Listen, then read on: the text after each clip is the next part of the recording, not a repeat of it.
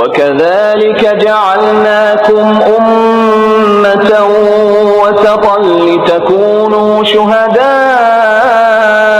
عَلَى النَّاسِ وَيَكُونَ الرَّسُولُ عَلَيْكُمْ شَهِيدًا وَمَا جَعَلْنَا الْقِبْلَةَ الَّتِي كُنتَ عَلَيْهَا إِلَّا لِنَعْلَمَ مَن يَتَّبِعُ الرَّسُولَ مِمَّن ينقلب على عقبيه وإن كانت لكبيرة إلا على الذين هدى الله وما كان الله ليضيع إيمانكم إن الله بالناس لرؤوف رحيم.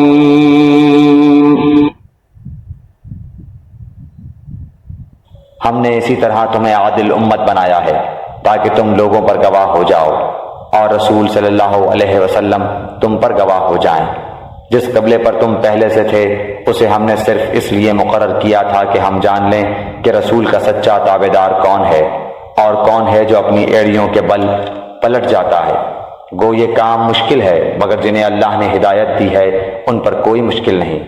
اللہ تعالیٰ تمہارے ایمان ضائع نہ کرے گا. اللہ تعالیٰ لوگوں کے ساتھ شفقت اور مہربانی کرنے والا ہے. السلام علیکم. تو ساتھ میں ابھی ہم نے یہ اپنے ہندوستان کے بھائیوں کے لیے کوشش کی ہے کہ انہیں بھی ترجمہ سمجھ آ جائے، تو ان کے لیے بھی ہم نے یہ ترجمے کا اہتمام کیا ہے، کیونکہ بہت سارے دوست ہمارے جو ہندوستان میں رہتے ہیں انہیں کافی مشکلات کا سامنا ہوتا ہے ترجمے کے بارے میں جاننے کے لیے. اپنا بہت خیال کی رکھیے. اللہ تعالیٰ ہمیں عمل کی توفیق دے. آمین.